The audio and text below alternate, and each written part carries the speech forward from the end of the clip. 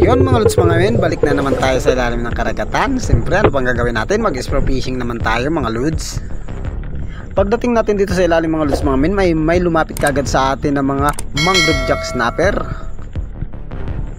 Hindi na nga tayo nagpatumpik-tumpik pa dyan mga lods mga men, at bumana tayo ng isa dyan na malaki-laki. Siyempre, yun o, sapul na sapul mga lods. Ang una nating pagpana,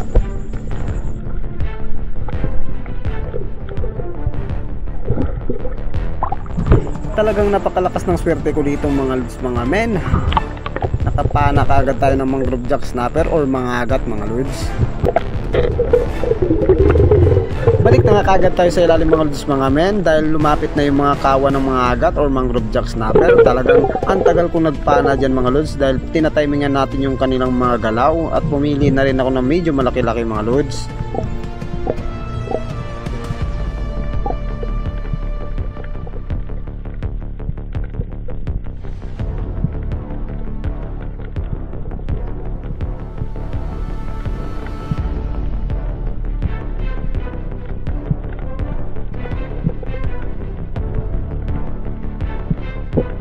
Nung nakatiming na tayo mga lods mga men, pumili na ako at bumana na ako mga lods. Yan o, sapul na sapul mga lods mga men. Ang pangalawa natin huli.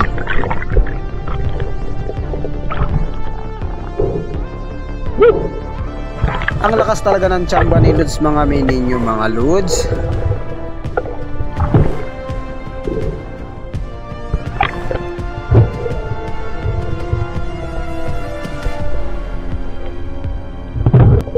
Wala na nga patumpik-tumpik pa, balik agad tayo sa ilalim mga lods, dahil may nakita tayong mga kanlay at may kasama ding mga ilak.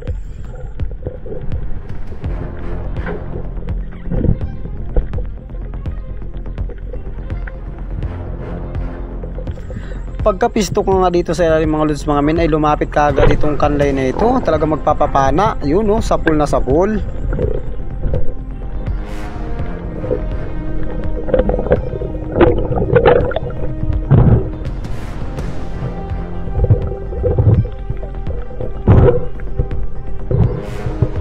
Dito na nga kagad tayo sa ilalim mga lods mga men, dahil inaabangan natin yung isdang ilak mga lods o lupin drummer. Yan, lumalapit na sa akin mga lods. Talagang pinistuan na natin yan at inabangan yun. Tinamaan natin mga lods. Grabing lakas ng swerte ko mga lods mga men. Nakadami tayo ngayon ng isda.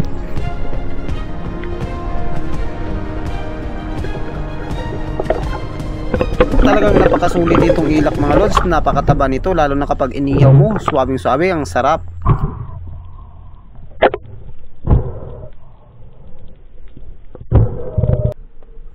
Talagang napakaswerte ko mga lods mga men, dahil dito lang sa malapit sa akin sinisisira, nakadaan tayo ng balayan. Swerting swerte naman, medium size ito mga lods.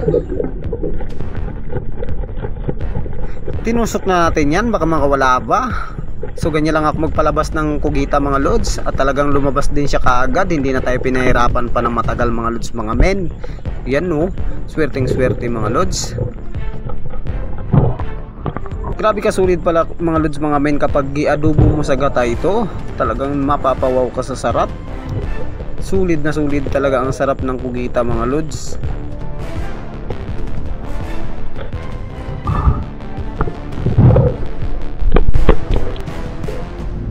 Dito ay nasa ilalim na kaagad tayo mga lods mga men, at may inaabangan tayo ditong isang mauripis or kanlay. Talagang grabing diskartehan natin dito para mapana natin ito. Nung nakachimpo na ako mga lods, talagang pinana na natin siya. Yun, sapul na sapul. Ang ganda ng pagkakatama niya.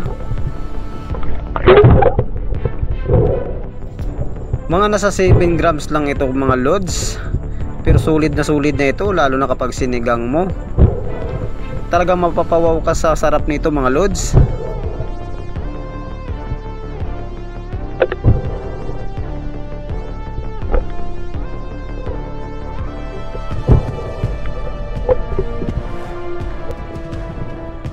Dito ay sa ilalim na kaagad tayo mga lods mga men. May inaabangan na naman tayo ditong mauripis or kanlay.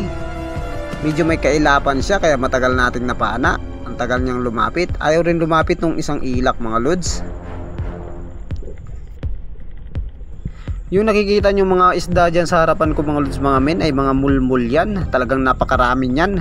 Yan palapit na rin yung kanlay mga lods. Pagkapisto niya pinahanan na natin kagad yun. Tinamaan natin mga lods mga men. Siyempre swerte natin ngayon at napakarami ng ating nahuli. Yun mga lods mga men, maraming salamat sa patuloy nyong pagsubaybay at panunood ng aking pag-sport fishing. Samahan nyo pa ako sa aking mga gagawin pang mga video mga lods. Stay chill, God bless all sa inyo mga lods mga men.